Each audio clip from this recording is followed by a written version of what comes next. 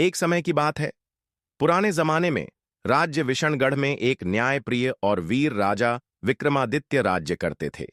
एक रात राजा के सपने में एक नागिन आई और बोला, राजन, तुम्हारे राज्य के नीचे एक रहस्य छुपा है, एक ऐसी नागमणि जो समय पर नियंत्रण कर सकती है।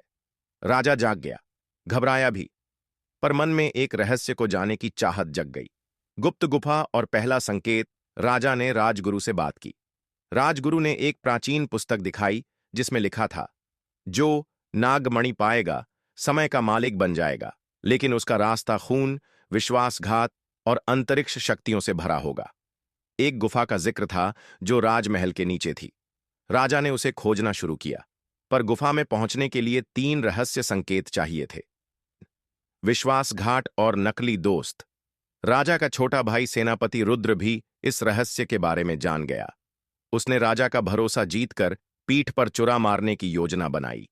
एक रात जब राजा गुफा के एक संकेत के पास था, तभी उस पे हमला हुआ, लेकिन एक अनजान सैनिक ने उसकी जान बचाई।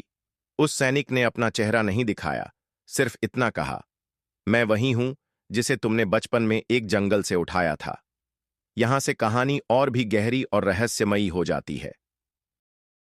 राजा गुफा में प्रवेश करता है, जहां उसे मिलता है एक जीवंत नागमूर्ति जो राजा से पहेली पूछता है। सही जवाब मिलता ही नागलोक का द्वार खुल जाता है। नागलोक में विचित्र प्राणियां, जादू और विघ्नों से भरा एक सफर शुरू होता है। अंतिम परीक्षा और सच्चा राजधर्म। आखिर में नागमणि तक पहुंचने के लिए राजा को एक अंतिम परीक्षा दी जाती है। तुम्हें अपनी प्रिय चीज त्यागना होगा, राजगद्दी या जीवन।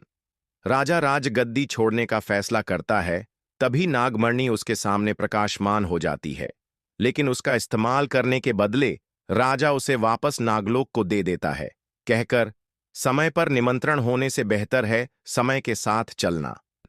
जब राजा लौट कर आता है, तो देखते ही देखते उसका भाई रुद्र राजा बन गया होता है और राज्य में अंधकार छाया होता है।